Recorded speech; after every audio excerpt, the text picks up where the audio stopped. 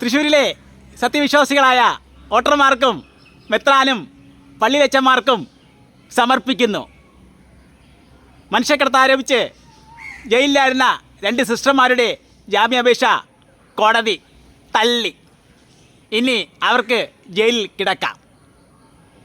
കമന്ന് കിടന്ന് മെത്രാൻ്റെ കാലും ഷൂ നക്കിയവരും, പള്ളിക്ക് പൊൻകുരിശ് കൊടുത്തവരും, മാതാവിന് പൊൻകിരീടം കൊടുത്തവരും, ക്രിസ്മസിന് കേക്ക് മുറിച്ച് മെത്രാൻ്റെ അണ്ണാക്കിൽ തള്ളിയവരും, ഉന്നകുല ജാതൻ പൊടിയും തട്ടി ഡൽഹിക്ക് പോയി. ഇനി 5 വർഷം കഴിഞ്ഞേ വരുള്ളൂ.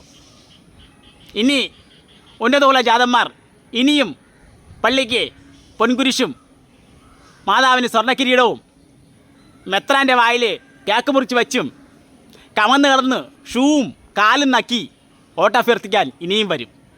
അപ്പോൾ നിങ്ങൾ ഇതുപോലെ തന്നെ ചെയ്യണം. വോട്ടിട്ട് ഉന്നതകുല ജാതന്മാരെ ജയിപ്പിക്കണം.